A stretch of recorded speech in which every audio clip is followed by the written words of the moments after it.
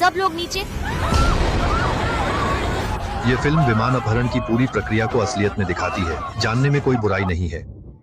Kingdom airlines की London Heathrow हवाई अड्डे के लिए उड़ान धीरे धीरे ऊपर उठी। सभी यात्री आने वाले सफर के लिए उत्साहित थे, पर वे नहीं जानते थे कि जीवन की सबसे बड़ी आपदा आने वाली है। लड़की को शौचालय में सिंक के नीचे एक चीज मिली। ध्यान से पहचानते ही उसका पूरा चेहरा पीला पड़ गया। गनीमत है कि वह शांत रही, चुपचाप सीट पर लौटी और तुरंत साथी को चीज दिखाई। पास बैठे दो लोग भी चौंक गए। तभी फूलों वाली कमीज वाला एक बुजुर्ग चिंता से पूछने आया कि क्या हुआ। लड़की को उस पर बिल्कुल भी शक नहीं हुआ और उसने उसे शौचालय में मिली गोली दे दी। ऐसी चीज हवाई जहाज पर नहीं होनी चाहिए। फूलों वाली कमीज वाले ने उन्हें शांत किया, कहा कि मैं चालक दल को स्थिति की रिपोर्ट करता हूँ। फूलों वाली कमीज वाला फर्स्ट क्लास केबिन में जाकर दाढ़ी वाले आदमी को धीरे से बताता है कि हमारी गुम हुई गोलियां यात्री को मिल गई हैं। फूलों वाली कमीज वाले ने कार्रवाई का सुझाव दिया। दाढ़ी वाले ने मन ही मन कोसा और उसे लड़कियों को शांत रखने को कहा। योजना 5 मिनट में लागू होगी। यह हरी टोपी साथियों को संकेत देने वाली थी। सैम, जो पिछली सीट पर बैठा था, उसने उनकी बस कुछ बातें सुनी और उसे तुरंत एक अशुभ पूर्व ज्ञान हुआ।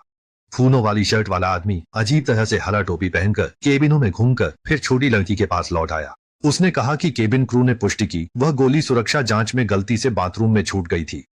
सबसे बड़ी उम्र की महिला को कुछ अजीब लगा। इतनी बड़ी चूक नामुमकिन थी। उसने खुद केबिन क्रू से पूछकर सब साफ करने का फैसला किया। पर जब वह आया, लड़कियां सीधे बोलने से यात्रियों के घबराने के डर से देर तक हिचकिचाती रहीं, कुछ साफ न बता पाईं। बिजनेस क्लास के सैम को भी कुछ गलत लगा। उसने दाढ़ी वाले को, जो फूलों वाली शर्ट वाले से फुसफुसा रहा था, टॉयलेटरी किट लेकर बाथरूम में जाते देखा। सैम तुरंत एयर होस्टेस से पूछने गया, पर जवाब मिला कि इस फ्लाइट में टॉयलेटरी किट नहीं मिलती। इससे उसका शक और गहरा हो गया और वह पिछले केबिन के यात्रियों को देखने लगा। जैसा सोचा था, कुछ और लोगों के पास भी वैसे ही टॉयलेटरी बैग थे। वह केबिन क्रू को बताने वाला ही था कि अपहरणकर्ताओं ने अपने बैग से हैंडगन निकाल ली। सभी यात्री डरकर चिल्ला पड़े। ऐसा दृश्य उन्होंने सिर्फ फिल्मों में देखा था। सभी अपनी सीटों पर सिकुड़ गए, पर सैम असामान्य रूप से शांत था। पलक झपकते ही वह कई सवालों पर विचार करने लगा। अपहरणकर्ताओं का मकसद क्या था और बंदूकें कैसे अंदर आईं? उसे नहीं पता था कि बोर्डिंग के दौरान अपहरणकर्ताओं ने सुरक्षा कर्मी के परिवार को धमकी देकर टॉयलेटरी बैग को सुरक्षा जांच से पार करा लिया था। साफ था, यह ऑपरेशन पूर्व नियोजित था। अपहरणकर्ताओं के काम बंटे हुए थे। कुछ ने यात्रियों को काबू किया, कुछ ने इलेक्ट्रॉनिक उपकरण छीने। एक केबिन क्रू चालाक था। उसने छिपकर पायलट को केबिन की जानकारी दी। हालांकि वह पकड़ा गया, पर उसने अपना मिशन पूरा कर लिया था। खबर मिलते ही पायलट ने तुरंत नियंत्रण कक्ष को किंगडम 29 में सुरक्षा घटना की सूचना दी। उसे पता था, चाहे कुछ भी हो, कॉकपिट का दरवाजा नहीं खोलना था। अपहरणकर्ताओं ने एयर होस्टेस को कॉकपिट के दरवाजे पर ले जाकर पायलट को तुरंत दरवाजा खोलने की धमकी दी। सह पायलट ने कहा वह दरवाजा नहीं खोलेगा। किसे पता कि अपहरणकर्ता विमान को कहां ले जाएंगे। गाड़ी वाले सरगना ने उसे फोन कप्तान को देने को कहा और धमकी दी कि दरवाजा न खोलने पर वह परिचारिका को गोली मार देगा। कप्तान एकदम चुप हो गया। अपहरणकर्ताओं को उसकी और उस परिचारिका के गुप्त प्रेम संबंध का पता था। सह पायलट ने कप्तान को बेवकूफी न करने की चेतावनी दी, पर कप्तान को सच्चा प्यार था। उसने सह पायलट की बात न मानकर कॉकपिट का दरवाजा खोल दिया। अब से यह उड़ान अपहरणकर्ताओं के हाथ में पड़ चुकी थी। कप्तान ने नियंत्रण कक्ष से संपर्क किया और बताया कि सुरक्षा घटना बस एक झूठा अलार्म था। कुछ शराबी शरारत कर रहे थे। लैंडिंग के बाद उन्हें पुलिस को सौंपा जाएगा। उसका लहजा शांत था, जिससे कंट्रोल रूम स्टाफ को शक नहीं हुआ। अपहरणकर्ता ने कप्तान को वायरलेस नेटवर्क बंद करने का आदेश दिया। इसी बीच केबिन में अपहरणकर्ता सैम का फोन लेने वाले थे। उसने कहा उसकी सीट प्रथम श्रेणी में थी और फोन पास नहीं था। अपहरणकर्ता के जाते ही सैम ने फोन पर पूर्व पत्नी को विमान खतरे में होने का मैसेज भेजा। मैसेज के जाते ही विमान का वायरलेस नेटवर्क बंद हो गया और उसके पीछे के 2 यात्री ज्यादा हिम्मती थे। अरबी सुनकर उन्होंने मान लिया कि वे विमान को किसी इमारत से टकराने वाले हैं और उनसे करो या मरो की स्थिति में लड़ने को तैयार हो गए। सैम ने तुरंत पलटकर दोनों को रोका। वे अरबी बोल रहे थे क्योंकि उड़ान दुबई से थी, न कि आत्मघाती अपहरण के कारण। अपहरणकर्ताओं के दबाव में एक एयर होस्टेस ने घोषणा की, यह विमान पूरी तरह से नियंत्रित है। बाहरी दुनिया को इसकी जानकारी नहीं है। कृपया शांत रहें, कोई गड़बड़ न करे, अन्यथा कड़ी सजा मिलेगी। अधिकांश यात्री सीटों पर कांप रहे थे। मन में प्रार्थना कर रहे थे कि अचानक मदद मिले और उन्हें गहरी मुसीबत से बचाए। मगर बाहर केवल सैम की पूर्व पत्नी को ही खबर थी। उसने सैम की परेशानी का संदेश बेटे और प्रेमी को दिखाया। आखिर में लिखा था, मैं घर जरूर वापस आऊंगा। प्रेमी को सैम की बातें ज्यादा लगी। विमान हादसे में भी उसे बचने का भरोसा था, पर पूर्व पत्नी और बेटे को उस पर पूरा विश्वास था, क्योंकि वह दुनिया का शीर्ष बातचीत विशेषज्ञ है। इसी बीच सैम अचानक खड़ा हुआ। अपहरणकर्ताओं की चेतावनी नजरअंदाज कर धीरे धीरे अपनी सीट पर लौटा और अपना छिपाया हुआ मोबाइल फोन दे दिया। यह देख नेता हैरान रह गया। तुम गोली खाने का जोखिम सिर्फ इसके लिए उठा रहे हो? सैम यूं ही नहीं बोल रहा था। उसने कहा, उड़ान में 200 से ज्यादा लोग हैं, तुम कुछ ही हो, अगले ही पल कोई अनहोनी हो सकती है। वह हर तरह की मदद देगा, बस उसे सुरक्षित घर वापसी मिल जाए। ये सुन अपहरणकर्ता चौंक गए। कौन यात्री भला उनकी मदद करेगा? उन्होंने उसका पासपोर्ट निकाल कर देखा पर उसमें कुछ भी अजीब नहीं मिला। सैम ने कहा, फूलों की शर्ट वाला व्यक्ति जो तुमसे बात करने आया था, जरूर कोई अप्रत्याशित घटना थी जिसने तुम्हारी कार्यवाही जल्दी शुरू करवा दी। उड़ान को गंतव्य तक पहुंचने में अभी 5 घंटे है। कौन जानता है कितनी और अप्रत्याशित घटनाएं होंगी। मानो उसकी बात सच हो। पिछली पंक्ति के 2 यात्रियों ने सीट से तार खींचे, गोल्फ बॉल को मोजे में हथियार बनाकर डाल दिया जब एक अपहरणकर्ता उनके पास से गुजरा।